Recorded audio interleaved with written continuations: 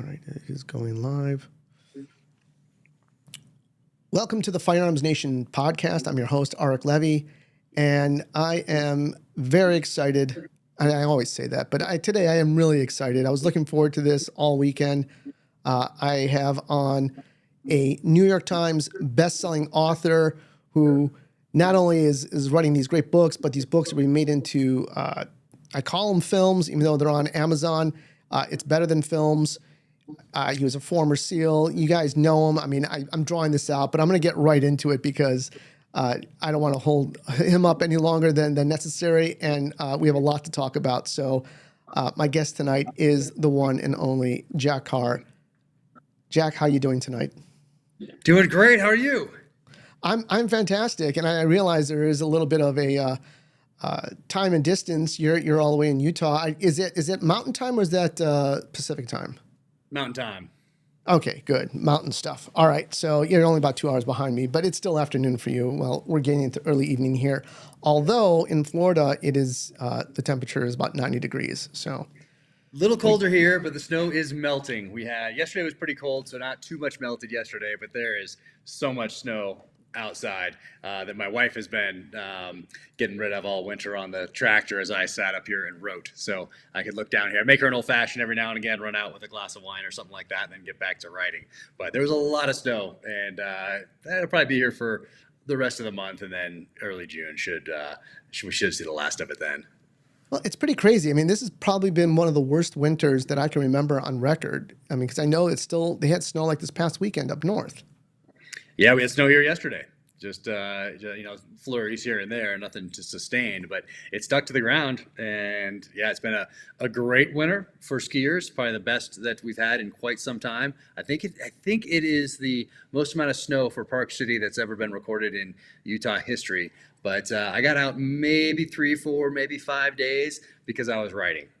And the family hits the slopes, and that's when it's quiet here because they're all skiing. And that's when I get my uninterrupted writing time on the weekends anyway. So I did a lot of writing, not much skiing this year. Okay, and we're going to get into your writing, but you have a new book coming out. Obviously, you'd have to be kind of brain dead and socially dead if you're not on the internet to not know that there's a new Jack Carr novel coming out. It's Only the Dead. It comes out May 16th, which is next Tuesday. And my goal is for people to get out there and get those pre-orders going, because I don't think a lot of people know, you say obviously on your site you're a New York Times bestseller, but what it means to be a New York Times bestseller, I mean, it brings a lot of clout with it, but it also means that I think it's like when the first week you have like 5,000 to 10,000 sales that week, and they count pre-orders. So we want to keep Jack in the business of writing these great novels. So if you guys can, I know, well, I'll link it in the show notes, but if you don't know, if you're not already a part of, Jack Carr's website, go to jackcarr.com. OfficialJackCarr.com. Official Yep. Jack Carr. Yep, that's it. And then it's Jack Carr USA on the socials. But the New York Times list is an interesting animal because they keep secret kind of how they run it. And I might be a little off here, but let's say back in the early 80s, there was, I think it went all the way to the Supreme Court, but someone sued the New York Times for, hey, I sold this number of books, yet I'm not on the list, or I'm not at this number. And the New York Times ended up winning because it's an editorial, essentially, so they can kind of move things around. So you really have to be in that number 1, number 2 position for them not to ignore you. And luckily, last time I was at number 1 across the board in print combined and audio. But so those number 1 and 2 are usually actually number 1 and 2, and then under there you can get a little bit. They can get creative under there, and that's just how it goes. But all those pre-orders are sincerely appreciated. Everybody that goes out there and does that or says hi on book tour that first week is extremely important, and everybody that takes the time to do that is sincerely appreciated. Well, here is a point of trivia. That was William Peter Blatty. Is that right? Exorcist. Yes, that's the guy. Oh, was it? Oh, interesting. Because I remember I researched it years ago when I was trying to how do you make this thing? So that's when I did my research on it. So that would have been for book 1, 2, and 3. And then interesting. Okay, wow, amazing. And another point of trivia: he actually directed Exorcist 3, which was a horrible title for a movie because everyone's expecting it, but it's actually a really good scary movie. One of the most scary movies I've ever seen.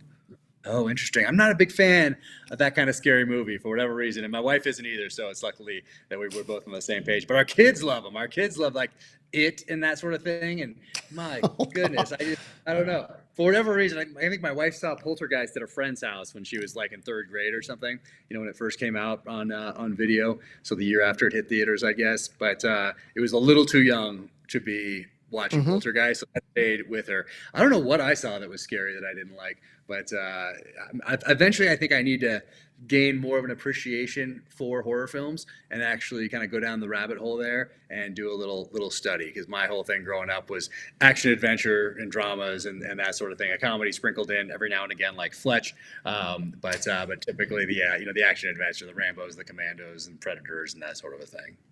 See, that's what we do in our house every Sunday night. We call it movie night, and because we have a 13-year-old, and we want him to get an actual good, because it's like I said in my intro. I mean, movies these days are really tough. I think they spend a lot more of the story in these short movies that you're getting on TV, like The Terminal List, how they adapted that, and some of these other great shows like Fauda. But so we have movie night, and with movie night, it's always these classics. So we've been doing Hitchcock lately. So we hit Psycho, we hit Rear Window. We just watched Vertigo last night, which I was impressed that he sat through it, because it's kind of a hard movie for a 13-year-old of the social media generation to just sit through. But he's enjoying it. But I think that's important that he gets to get exposure to these types of things. Oh no, absolutely. I've been threatening my family to make them watch Magnum every Thursday night at 9 p.m. So it's kind of in the same cadence that I saw it as a kid. So I have them all on DVD, and Yes, yeah, I think they're kind of hard to find on streaming, or they most things are. are hard to find on streaming. It's like I'm like, we don't have the password, or it's not connected to the right email, and I'm yelling for my wife like, what's the password to the thing? And it just adds a level of anxiety and stress that doesn't need to be there. So I'm actually building a time machine. So I am building a room in the house that has all VHS tapes and video discs, not laser discs, but the late 70s video discs. It was like a record that you had to flip over halfway through. So I'm making a room that has all those old movies on VHS and on video disc, and having movies from that time frame, posters in the room and everything. Maybe a Atari 2600, maybe the first Nintendo. Go back, and that'll be my time machine, so I can go back to, let's say, 1985, which is probably where I'd go if I could. Yeah, that's pretty awesome. I really like that. Speaking of Magnum, that's Friday nights. It's another tradition. After dinner, Oh, you do that? we Oh, watch. nice. Yeah, we watch two I go episodes of Thursdays, Magnum. because Thursdays was when it aired in Yes, back in the day. we're on season 4 right now, because I think it's like 8 or 9 seasons, and he loves it. I mean, there's some that are kind of, but some of them are just like so amazing, and Oh it's yeah. cool. It's cool to share that with your kids. But also, you had mentioned the pre-orders. So you did something pretty cool yourself with Only the Dead pre-orders. You shot through them. What was that all about? Yeah, so I started it back in for my third novel, Savage Son, because as that one was getting ready for publication, COVID hit. So bookstores shut down, book tours switches to virtual. This was the first, let's say, kind of commercial fiction novel to come out during COVID. So people are watching, and you couldn't go to Simon and Schuster and say, "Hey, what did you guys do during the last pandemic? Like, how did you launch a book?" Because people are worried about their jobs, they're worried about feeding their families. There's a lot of uncertainty in the early days, and so you don't want to be like, "Hey, buy my book." It's just not really an appropriate way to go about doing something. So I needed to sit down and figure out how to launch a book. And one of those ways I thought about doing it, and one of the ways I did it was to create a book plate that you could only get through independent bookstores that were closed down. So to give people a reason not to hit the easy button on Amazon, and to take that one extra step to either call or get on a website for a small independent bookstore to get the book that way. And you could only get those book plates, which for people listening, it's like a sticker that has a design on it that I signed. So I made a bunch of those, signed them, and sent them to a bunch of different independent bookstores across the country, and then did a campaign where I had my website, and you could link to them, and it would count down how many were left and all that sort of thing, just to really help them out, because they were getting no foot traffic during that time frame. They were shutting down, and it was just not a good time for small independent businesses in general. So I started it with that. And then for the next one, I did it again. That was another virtual tour because everything was still shut down for my fourth novel. And then fifth novel went on tour again, but thought I needed to step things up a little bit. So that was In the Blood last time. So I shot through, I forget what the number was, but a certain number of title pages, and then sent them back to Simon and Schuster, and they bound them into the book at publishing. So I did a certain number of those and had to test it out. So I took, because they'd never done this before. So they sent a bunch of just pages that were the same size and thickness as a title page. And I bound some at 100, some with 200, some with 100, taped them together with cardboard on either side of them, put them down there and shot them with 9mm, with 5.56, with 300 Win Mag, with 50 cal, with 338 the pool. What else did I use? A couple others. And then sent them all back to Simon and Schuster so they could test it, because it's going to be in a big machine that's not used to having things sticking up, not used to having pages that have holes in them. So ended up, most of them worked, and ended up shooting it. I forget to go back and look, but it was I think it was a 338 Lapua I used last time. But so did that. Once again, you could only get them through small local independent bookstores. So did that, and then did it again this time with a clone of a rifle that I had Jim Fuller build for me in Phoenix, of a rifle that James Reese, my protagonist, uses in my fourth novel, The Devil's Hand. So shot through them this time and did the same thing again, just as a way for me to say thank you to independent bookstores for being there and promoting authors and reading, just a little something that I can do. And my mom was a librarian, still is. So in my youth, I spent a lot of time in libraries and small bookstores. Anytime we travel, we'd stop at the local bookstore. So I have some very fond memories of spending time in those aisles, in those stacks of books. And it's just a little something I can do that's a little different. Well, I love books, but I've traveled and I've been to some of those bookstores. It's tough to find them because they're under so much competition from the major retailers. But what's your favorite bookstore? Ooh, let's see. I mean, I don't know if I have a favorite bookstore. I love Dolly's because it's here in town. I love Poison Pen in Scottsdale, Arizona, because that's where I kicked off my first book tour and every other book tour since. Love Tattered Cover in Denver, Murder by the Book in Houston, Wild Geese Bookshop in Franklin, Indiana. They all have a slightly different feel to them. So I don't know if I have a favorite. I don't think I could put my finger on one. The King's English right down the street here in Salt Lake, because they're all just a little different. And so can't really pick a favorite, but I just love independent bookstores in general, that they're still around, in competition with that easy button called Amazon. But that's the thing, thinking about this, and I read the book. I'm not going to ruin the book at all, but it's a great book. I think it's just love the story. I love what's happening. I mean, my God, poor James Reese. That's all I gotta say. This guy goes through so much. He gets put through the ringer, that's for sure. Ended up being the most brutal book, I think. Also the longest. So for those watching or listening, right there, you can kind of see that. You can use it as a blunt impact weapon or as a doorstop if need be. So it serves a dual purpose. But I didn't start out thinking this was going to be the most brutal or the longest. It's just how it turned out to make the best story I possibly could. So I thought, now that I've done this 6 times, that as I turn my outline into the narrative, that 115,000, 120,000 words probably, and then I blew right past those, past 125, past 130, past 135. So this has ended up being about 139,000 words right here, and just so happens to be the most brutal to date as well. Yeah, it was definitely brutal. And now I'm jumping around my notes, but that's okay.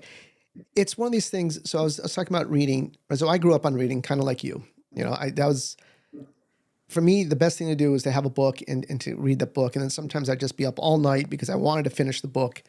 And it's when you get older and you have all these other commitments and stuff, the reading kind of goes away.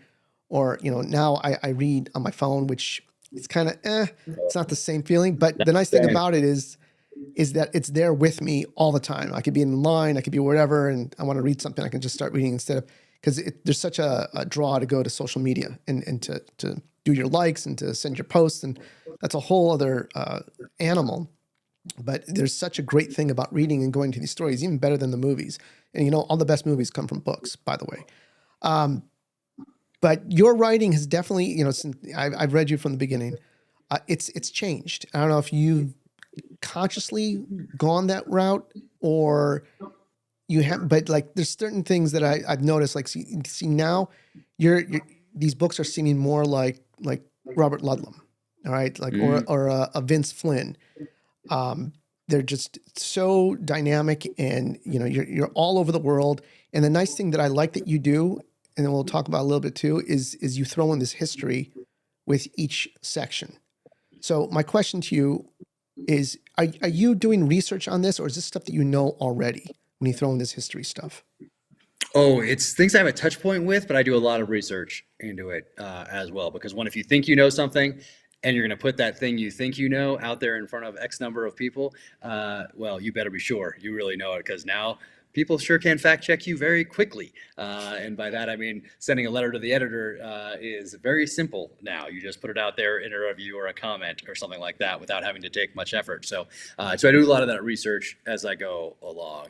And hopefully my goal always is to have this book be better than the last book, have the sentence I write next be better than the sentence that I write before. Just like in the SEAL teams, it was always to be the best operator and leader I could possibly be, but be a better operator and a better leader today than I was yesterday. Same thing, be a better father, be a better husband than I was yesterday. So I'm always a student, always trying to improve no matter what. So hopefully the books are evolving. I feel like they are, because I am growing as well. I'm on a life's journey, just like my protagonist is, just like James Reese is, and I'm taking lessons from successes and failures and applying them to future problem sets in creative way, hopefully as wisdom also.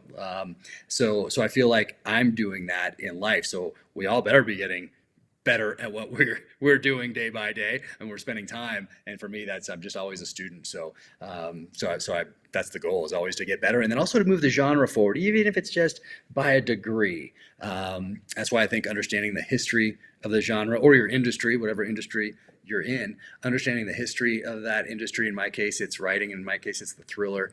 And like who were those people that came before me?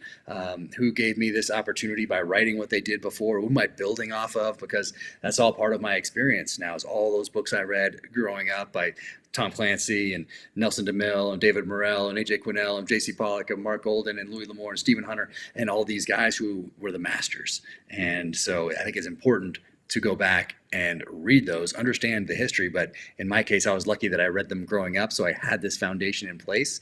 And I read most of those novels at a time when I wasn't applying a cynical eye to it, if that makes sense. I was age 11, 12, 13, 14, 15, 16, 17, 18, and I was just enjoying these books for what they were, just the love of reading. There was magic in those pages. So I gave myself this education without meaning to, without going back with some sort of a more mercenary or Machiavellian type of a reasoning, and say, if you woke up at age 35 and wanted to be a writer and say, what should I have been reading for the last 30 years? You might have a different eye as you went back and read some of these masters. So I feel fortunate that I got to read them with an unjaundiced eye, a clear eye, and just enjoy them for what they were, for the love of reading. Well, one of the nice things about, I would say, the Terminal List was, so in the gun community, you were throwing out references that would probably go over the head of a non-initiated type person, when, like Black Rifle Coffee, which has been consistent throughout your novels. But stuff like that, little things like that, or, the type of weapon. I think Stephen Hunter does a good job with the weapons. Not so much with the pop culture aspects of the tactical community, but just his knowledge of the weapons is amazing. So that was interesting. But like I said, you've kind of evolved now into this, I call it like the Jack Carr, not method, but just mystique. Mm-hmm. So there's a lot going on with you right now, as opposed to when you were just writing your first novel or your second novel. Now you're almost your own studio, because you're executive producing. You've had a very successful, extremely successful run on Amazon. They picked up, I guess, the sequel, True Believer, and then they also have a prequel with the Ben Edwards character. So I don't know how much you could talk about that, but is that something that you're going to be writing? Is that going to be a novel to the film, or is that completely separate? Yeah, so this one, it's so I came back from the premiere weekend. So the show, we premiered it in last June with everybody together, Chris Pratt and Antoine and the whole crew, and had an amazing premiere in LA. Then it actually dropped on July 1st. But I came back from that weekend, and for some reason my wife and kids were out, so I had a quiet afternoon or a quiet day. I don't know where they were for a whole day. That's very unusual. And I only remember that because I was in a chair that I would not normally sit in because it's so loud with so many people coming and going around here. But I was in that chair in the front room, and I just wrote all day, and I wrote a spinoff and read all 8 episodes out, and just didn't stop from the morning all the way into late evening. And then I sent it to the showrunner and said, "What do you think?" He loved it. And then a few days later, Chris called, and he was like, "Hey, I just want to ask you, what do you think about doing a spinoff?" And I was like, "I think that'd be fantastic." And then he pitched me the Ben Edwards spinoff, and I had written a different spinoff. And I said, "Chris, that's brilliant. Let's do it." That's the right, and it was totally the right answer because you already have an audience that's connected with that character. Taylor Kitsch just knocked it out of the park.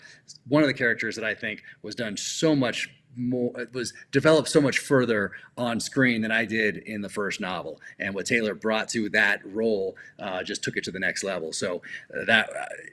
Definitely the way to go is to do a prequel origin story with that character, show how he goes from the SEAL teams to the CIA.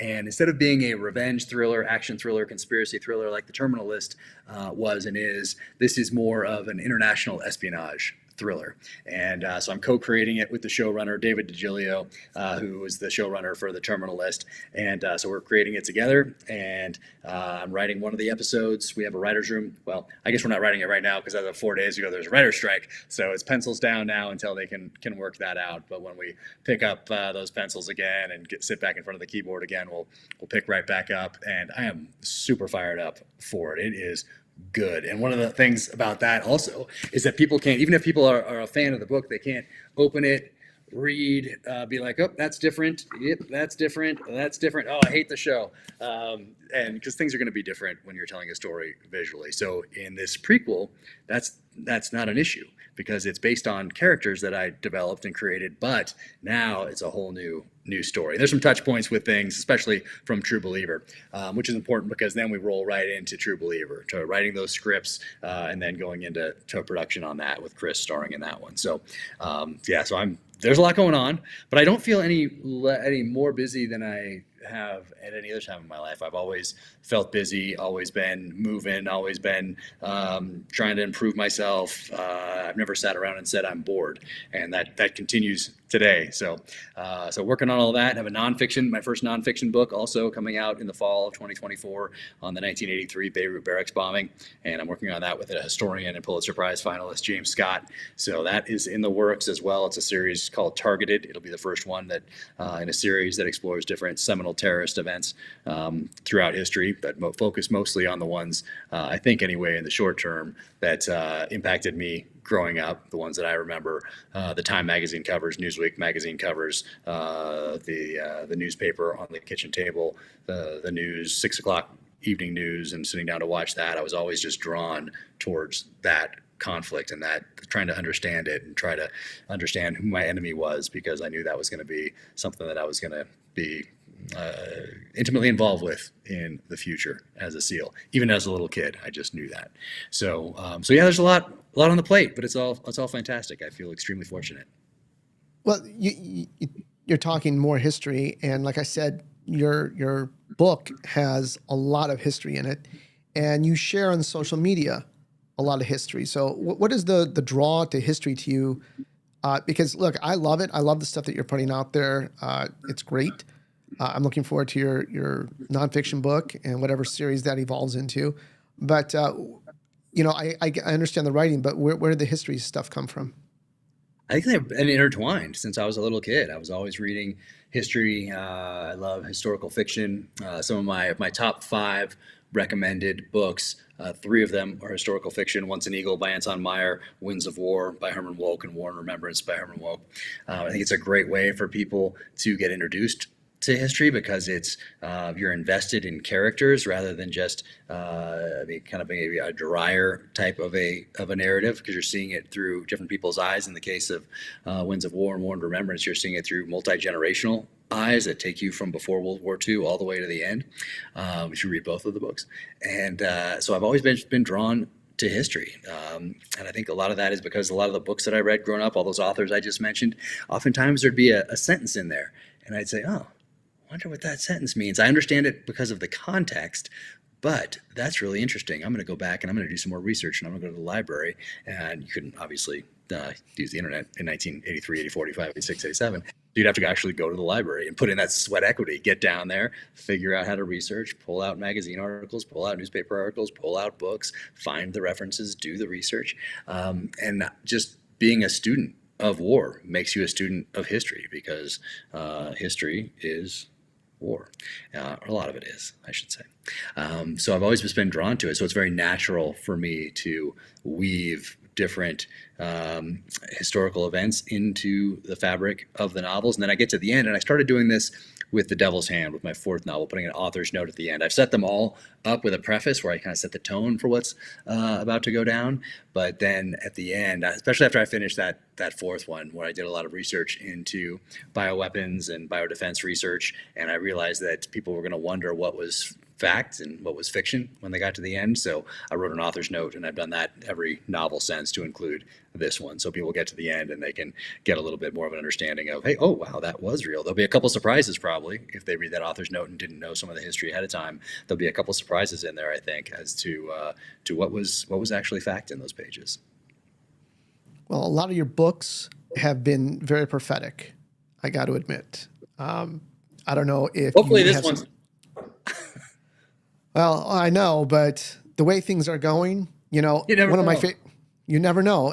One of my favorite books, and I'm going to revisit it, even though it's a monster book, is Red Storm Rising by Clancy. Yeah. I think we're pretty close to that. I mean, he was kind of almost spot on with how things are going. So are you with a lot of the stuff that's going on with Russia, with the Ukraine. The Devil's Hand kind of came out perfectly, but are you lucky, or are you getting good intel? Well, some of these things aren't hard to predict, like the Russian invasion of Ukraine. I did the research into that for my second novel, True Believer. So that's going to be interesting when we get to that part of the outline and script process, because Russia actually did invade Ukraine. And of course, in the novel, you have to have a hero that saves the day. Not all the time, but oftentimes it's good to have a little bit of resolution like that. So that one wasn't too hard to predict. I read The Accidental Superpower by Peter Zihan on the way to Africa, and I was going to Africa to do research for True Believer. Going to Mozambique, but boots on the ground over there because it was such an important part of that narrative. But I read his book on the way over there, and it came out in 2014, and I was doing that research in the summer, fall of 2016. So look at Russian population, ethnic Russian population, and realize that is in such a steep decline. And outside of Russia, Ukraine has the vast majority of ethnic Russians, and so if they want to survive as a people, they're going to need that land. There's a lot of other things that go into it as well, especially when we look at the end of the Cold War, mistakes that we made that essentially created a perfect storm. And by we, I mean the United States, essentially followed by NATO. So taking those lessons and applying them going forward as wisdom is something that I think we neglect to do as a nation, because we're looking at things in terms of 4-year and 8-year election cycles. But we should be taking a breath and studying the pages of history, learning those lessons. I think that's what we owe those who came before us, and what we owe those who are at the pointy end of the spear. They're going to be asked to go downrange in the event that diplomacy fails.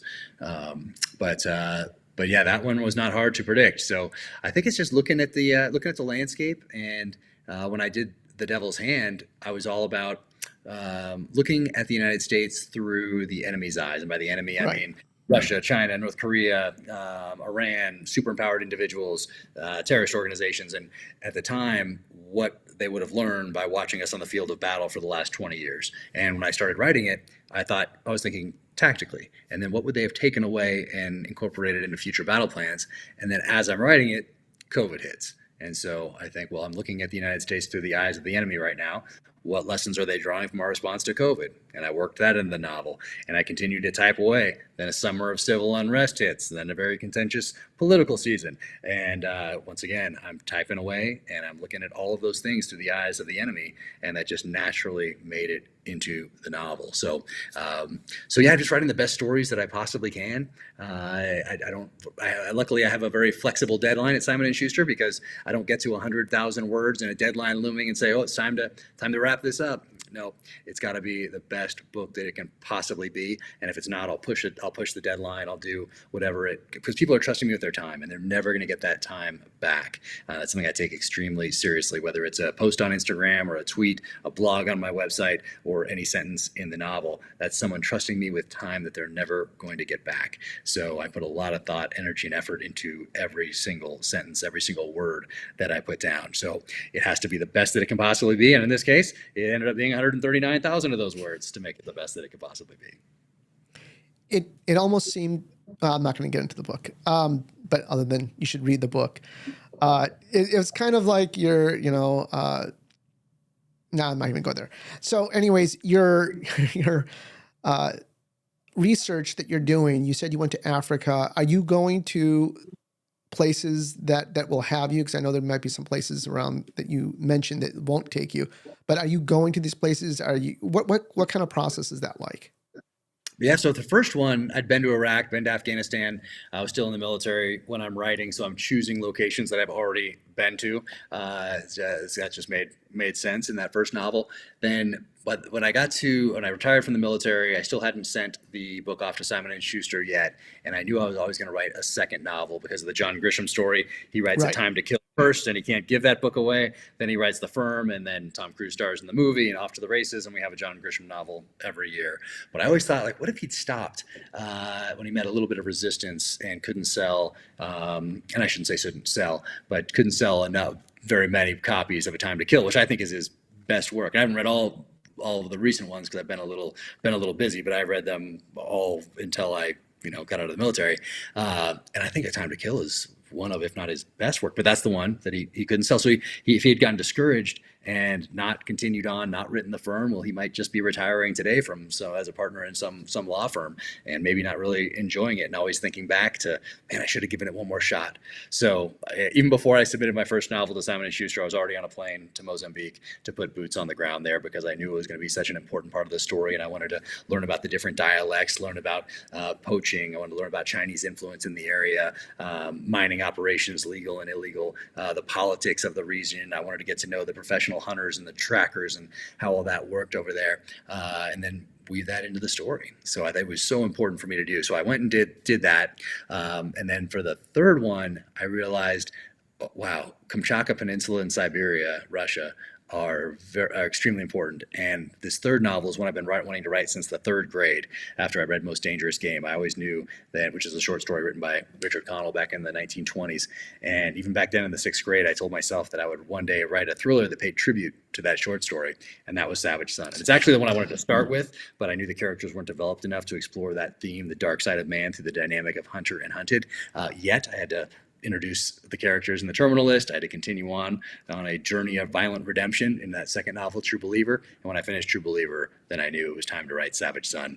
But I needed to get over there because it was such an important part of the novel. And so I went over there, put boots on the ground in Kamchatka, Russia, and got so much out of it that ended up getting woven into that storyline as well. So then for Devil's Hand, COVID hits. Everything locks down. So luckily, that one was more domestic, more U.S.-centric, based in the other place that I might have needed to write about, specifically Iran. I wasn't probably going there anyway.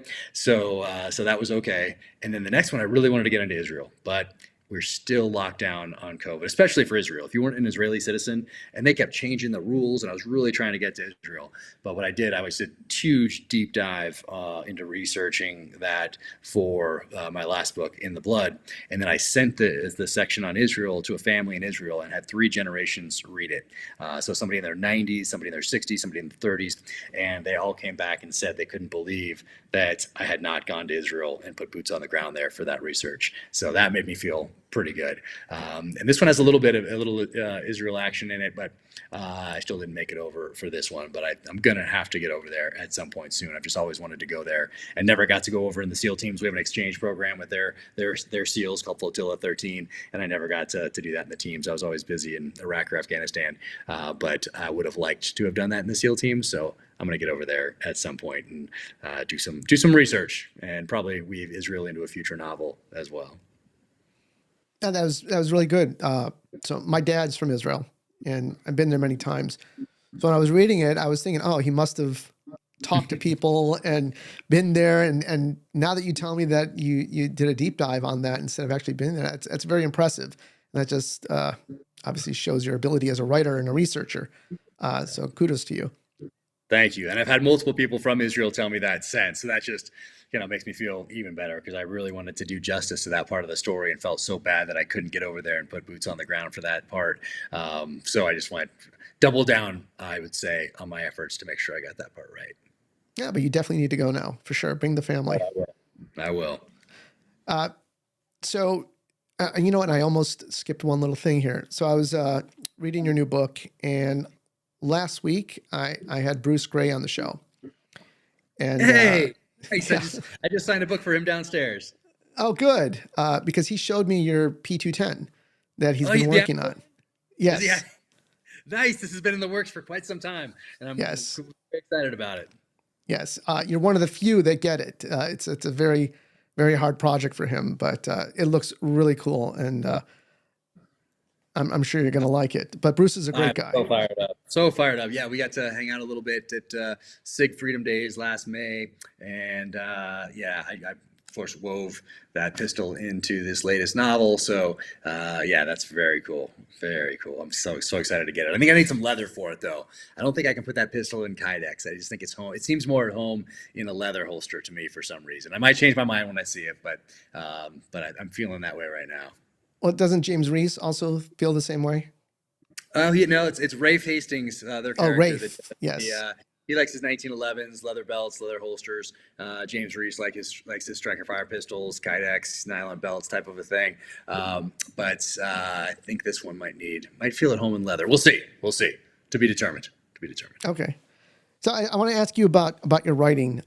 So I just finished my 20th year in law enforcement, and before law enforcement, I think we talked about before, I was in Hollywood, and I was writing screenplays. Now, the thing with screenplays is screenplays are mostly dialogue, and the successful ones are good at dialogue because it's the director and the set designers that can paint the whole picture. But the story, the way it goes, a lot of it comes from the editing, but the dialogue comes from the writer. Versus in a book, everything is the writer. Everything is coming out of your brain onto the paper. Now, I can only imagine what it's like hitting up the computer to start typing something like that. I just, since you are now, an official writer, what is it that, do you block out time during the day saying, I got to write 1,000 words, or you just flow? Do you outline? Do you have cards everywhere? What is your process like? Yeah, I'm going to try the cards here this time around. I used a program for my third novel called Scrivener that I'll do to drag and drop chapters instead of like having to copy and paste like you do in Word. And I only used it for the third novel, and I have no good explanation as to why. I think I just got so busy, and there were some certain things that I wanted to dive into on that program, and I never got a chance to do those tutorials or really figure it out. But I think it's a fantastic resource for people starting out, because you can drag research in there, you can drag photos in there. It means you're not like going back in your history like, oh geez, what site was that where I did the research on X, Y, or Z? It's already in there. So I think it's a great resource. But my process has been the same from the beginning. It hasn't changed yet to include with this 7th one that I'm working on right now. And I start with that title because I don't want to be in my head thinking points and what if I don't think of a good one, because that's bandwidth. It's not going into making the story the best it can be. So I start off with a title and a theme, And every book has had a different theme thus far. So Revenge Without Constraint, Violent Redemption, Dark Side of Man, through the dynamic of Hunter and Hunted. We talked about looking at the U.S. through the enemy's eyes. Last one was a sniper-centric novel of violent resolutions, and this one's a novel of truth and consequences. So I have these themes that guide the writing process so that everything really comes back to those themes, whether directly or more importantly, indirectly. So that guides the process. Then I do a one-page executive summary and I write that up, and then I say, is this worth the next year, year and a half of my life? And if the answer is yes, then I read it again and I say, if someone was going through the airport at Hudson News or something and picked this up and read the synopsis right here, would they be willing to invest time that they're never going to get back into these pages? And if the answer there is yes or probably, then that's the next one. And I take that one-page executive summary, turn that into the outline. And my outlines aren't so detailed that I'm just adding, a few words here and there to connect these things. There is I think that's the part that would be, if someone was to use this process, that would be the most subjective part of it, because it's going to be different for everybody what they're comfortable with in that outline. And for me, I get to a certain point, and maybe it's in part one, and maybe it's in middle of part one, and I'm thinking, oh geez, how's he ever going to get out of this, or how's the reader going to believe this, or something like that.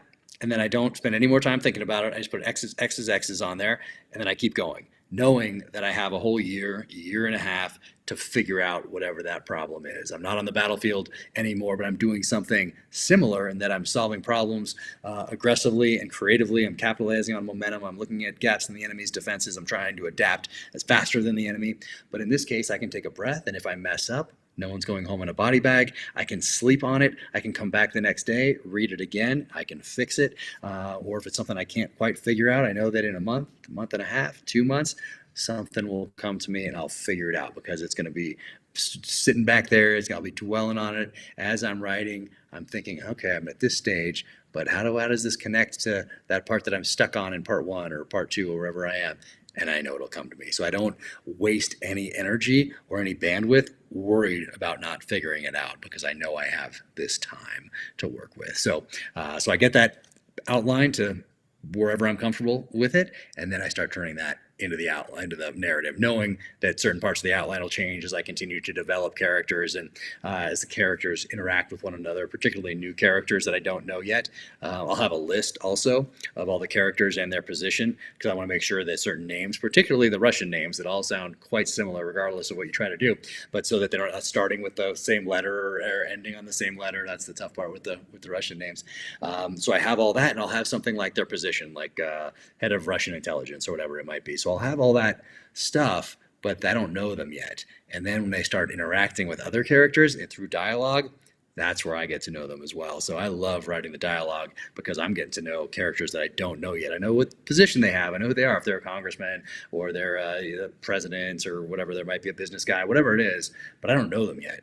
Then when they start interacting, that's where all that stuff comes to life. So that's the process. I get to the end, and then I send it to 4 trusted friends that read it and give me a little feedback on it. And then sometimes I'll incorporate those suggestions, sometimes not. And then I'll send it off to Simon and Schuster, and then take that feedback from my editor, and then move forward. But that's been the process thus far, and it's the process that I'm working on into this 7th novel. So the old adage in the tactical world, you don't go into a room you don't have a plan to get out of. Okay. Do you apply that to your chapters or your scenes? That's a good question. I'm trying to think back to my outline. Do I ever start one not knowing? I don't know exactly like the words that I'm going to end it on or how I'm going to end it. That's the art part of it, figuring out how to end it in a way that makes the reader want to turn that page and keep reading. So that's the art part of it. But usually going in, I'll know what I want to get out of it. Like, what's the intent of this scene? It's not just to have more words. No, there has to be an intent to the scene. What am I further developing? What are the characters discovering? How is this moving the plot forward? So there's always that. There's always a reason for the scene that I need to get to. So I guess that would be not going in, just writing by the seat of my pants, not knowing. So the answer would be yes, I do know what I need to get out of those scenes before I go in. Right, because some people, it's just stream of conscious. They just write and let it basically vomit out of them, and then they go back and then they do all the editing and editing and editing. So it's interesting. So I like your take on it. Yeah, those are called pantsers, so it means writing by the seat of your pants. And so I think I do some of that within the chapter, but I certainly go in with an intent. But once I get in there, it's not just all scripted out. Like so and so is going to say this, so and so is going to say this in order to get this. No, it's more I need to get this, and then that just develops naturally within the chapter. I know that intent. How I get there, that's more of the natural part that comes out as I'm going. Just random thought, and we'll get back to your process. But you said your mom's still alive. Is that correct? Yep, she's a librarian to this day. How excited was it for her to have your books now in her library? So it's funny because I remember back in sixth grade, and I was I think it was maybe a J.C. Pollock novel, maybe an A.J. Quinnell novel. But I remember asking my mom, if one day if I write these kind of books, would you read them? Because they're not necessarily her genre. Right. And I remember her taking a second to think about it. I don't think anyone's ever asked me this before, but I remember her taking a second and then her saying yes. And so she's very excited to have these books in her library now. That's awesome. That's got to feel great. You've had two careers, two extremely, different careers, being on the SEAL teams and retiring from that, and now being a successful author and media mogul. And it's kind of hard to say, which one you like better, but because they're very different, and you get different things from, being on the teams, and you get different things from what you're doing now. But which do you like better? Do you have one, or are they just completely different that it doesn't matter? Well, I looked at them as completely different entities, and now I see how much overlap there is between the two. But just like anything, I'm moving forward, and having been a SEAL and having gone to Iraq and Afghanistan and doing those things, that's all part of my foundation. But growing up, I looked at them as separate entities. Now let's say I go back in time to when I'm 10, 11, 12, 13, 14, and I'm reading everything I can about warfare, reading all the nonfiction I can about insurgencies and counterinsurgencies and terrorism and special operations, and that's never changed. I still do that to this day. And I'm also reading books by the masters who are giving me that early education in the art of storytelling, though unbeknownst to me at the time. So I'm building a foundation that's going to come together after my time in the SEAL teams. But even those books that I'm reading for the love of reading, I'm not reading them because I think one day that'll help me be an author. I'm just reading them knowing that one day I'm going to be an author. If you understand the difference, I'm not sure if I'm articulating it quite right, but it's more of like maybe more an innocent, naive type of it's like becoming a director after being a fan of movies and never having gone to film school, that sort of, because you love films. So I think it's more kind of in tune with that. But so I'm studying warfare my whole life. I'm reading these the whole life. My mom introduces me to Joseph Campbell through a series of interviews he did with Bill Moyers back in 1988 called The Power of Myth. I find Hero with a Thousand Faces from that. I read that. In those interviews, he talks about how his work influenced George Lucas in Star Wars, and I remember being enthralled by that as a kid as well. So I think after reading that book, I applied the hero's journey and this hero mythology to everything else that I either watched on television, saw on a big screen, or read from then on, just naturally. I don't think I really meant to, but now that's part of this foundation that I'm continuing to build, this academic study of warfare, this love of reading and storytelling. Now I have this hero's journey that's getting incorporated into this foundation. Then I go into the SEAL teams, I make it through BUDS, I get to my first SEAL team, then September 11th happens, and then we actually go out and do the things we thought we were going to do coming into the SEAL teams. Do that for 20 years where I'm continuing to study academically warfare, continuing to read the books that I love also, continuing to watch movies and TV shows, continuing to watch documentaries, anything that I think is going to make me a better operator and a better leader. So I'm doing all of those things, and then so I have that practical application of warfare on the ground in Iraq and Afghanistan. I become a sniper. I start enlisted. I become an officer later on, and then things all come together during my last year and a half when I dropped my papers to get out of the military. Now I have some time because anyone who's tried to get out of one of these gigantic bureaucracies knows you got to go to medical and you have to go to dental. You have to turn in gear. You get right out of secret programs. You do all these things, but also you stand in line to make appointments for all those things. So you kind of go in a different pile, and that gave me time to start writing. So all these things came together at the right time and place. And I didn't think it was going to be such a personal writing experience when I started. I thought through that one-page executive summary, through that outline, I just thought, I'll get the sniper weapon stuff right. And if I can't remember something, I know who to call. But then I started writing that first chapter, and I was like, oh, this is going to be a very personal writing experience. And I didn't anticipate that. And I think that's what made it resonate with Simon & Schuster, and what's made all these books resonate with readers, is that if my protagonist is feeling something, that feeling is coming from a real place. So let's say my protagonist gets ambushed on the streets of Los Angeles. I go back and remember what it was like to get ambushed in Baghdad in 2006, and I take those feelings and emotions and apply them directly to a fictional narrative.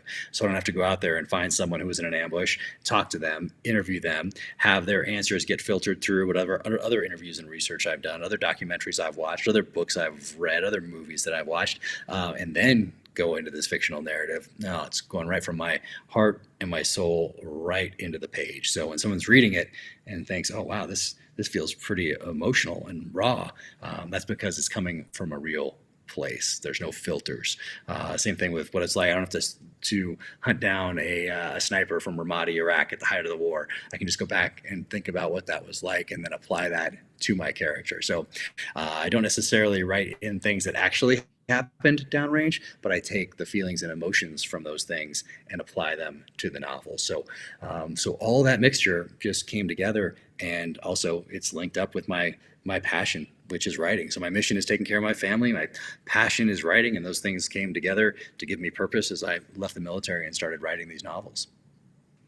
So the last thing I'm going to talk about or ask you, because you very succinctly came down on one side of this argument, and that is with any art, right? You can go the academic route and learn writing structure and study the great authors and write these theses and go further down the road and get a master's in painting, in dance, in acting, all the stuff. Or you can go out and live life and then apply that to your art. You seem, just by talking to you, the best route in your mind is to go and live life and then go follow your passion, whatever art that is. Yeah, I think everybody's going to have a different way they go about these things, and what's right for me might not be right for somebody else. Someone else might their right path might be academic and study and study and study until it's time to write, and then they go in and they know the structure and they've done all this work. That just wasn't my route. My route was to end. But it's interesting also, I do these history posts about authors who influenced me. And I started doing that 3 or 4 years ago on my Instagram. And some of the guys I didn't know were veterans. And so I was surprised by a couple, because growing up, all you do is you have that hardcover, or in our case, mostly paperbacks, and I read the back, and it really wouldn't say that so-and-so served in World War II or Korea or whatever it was, or someone was in the OSS or the SOE or whatever it might be, or Royal Air Force. And now when I do that research, because now there's just more information available, there was nowhere else to go back in the day other than the what it's ever said in the author's bio in a book. And now I go back and I read about these histories, and a lot of these guys that wrote in the thriller genre post World War II had experience at war in World War II. So that's interesting for me as well. So they got a lot of their education, and some of them became journalists, and then also started writing after that. But there was a lot that really tapped in to that wartime experience and that early Cold War experience. John le Carré being one of them in the early days of the Cold War. So there's I don't think there's any one right way, but the danger today is that there's so much information out there that you can study how to do something, anything, for your whole life. Let's take it back 40 years. There's a finite amount of things that you could read on how to do something, and then you eventually had to do it, and you eventually have to do it, or you're going to end up just studying how to do it forever. So eventually you have to execute. And I love reading autobiographies of authors, biographies even also of authors. Stephen King's on writing, of course. David Morrell's The Successful Novelist. A series of books by Stephen Pressfield on creativity that start with the war of art. There's also Turning Pro, Do the Work, Authentic Swing. But really, they all come down to, hey, sit down and write. And that's what I love about those because most of those books do come back to that. You gotta execute at some point. Do you ever get a chance to read it anymore with all the stuff that you're doing? I read a lot, but it's mostly for what I'm doing. So it's not, I don't get to go out to a hammock and put my feet up and just enjoy a book. Again, I heard Lee Child answer a question about what he was going to enjoy most about retirement from the Reacher series. He turned that over to his brother, and he said, reading for pleasure again. And I definitely understand that. But now I have a podcast, Danger Close podcast, and I've read every book from people who have come on thus far. And I don't know if I'll always be able to do that, but I have up to now. But that's a lot of work. And as you know, you make it look easy, but you're putting in work. You're reading the book. You're coming up with the questions. You're dealing with some technical issues maybe here and there, but it's a lot of work to do that, especially when you have all these other things going on. But what's happened is that it makes me prioritize books that I probably want to read, but because of all these things going on, I probably would have knocked down a couple notches on my priority list just to hit my 5-meter target. And now I'm forced to read them, have this conversation with someone, and in many cases, that what I've learned has woven its way into the novels. I've used in the novels, like this Able Archer example in this book right here from 1983, when we almost had a nuclear exchange with the Soviet Union, and we just happened to have, the Soviet Union happened to have a guy on watch that night who wasn't supposed to be there. The guy who was supposed to be there was sick, and so this guy's in there, and he's probably the one person in the Soviet Union who wouldn't have launched against the United States that night, against targets in Europe as well. And yeah, amazing. So that worked its way into the storyline, but I wouldn't have read The Able Archers and then done the other research into the 2 or 3 other books that I used for research about that incident and multiple events in 1983 in particular, without having done that podcast. So it's there's a lot going on, but so I'm reading for the podcast, I'm reading for research for the book, and I'm reading people's books for blurbs also. So it's just to give them blurbs when they ask me. So it's yeah, there's a lot. So I am doing a lot of reading, but it's not the kind of reading people think of where you're like, oh, you just sit back in the chair at night and grab a whiskey and put your feet up and enjoy a good book. So it's these days there's a purpose. Well, I'll let you get going. I know you have a family and you got to get back to writing because you got so much to work on. But yeah, keep, it's a Danger Close podcast. It's such a great show. You learn so much from the people you bring it on, and it's well done too. That's another good thing. But we look forward to all the, guys, go out there, pre-order it. You can go to officialjackcarr.com, pre-order that book, hit up those local booksellers if you can. Believe it or not, for him to get on the New York Times, it's not an Amazon deal. They have something against Amazon. So if like all his purchases come from Amazon, he's not going to make the top 1 or 2. So we want him up there because it means a lot to us as a community to have someone like Jack getting that kind of recognition and spreading the good word that we're not all like insane people. But again, Jack, thank you so much. I'm sorry I missed you last time, but I'll make it a point to always get you on when you have a new release or whatever you got going on, and be safe. Thank you so much. Really appreciate it. And you stay safe out there too. As safe as can be. Thank you. Take care.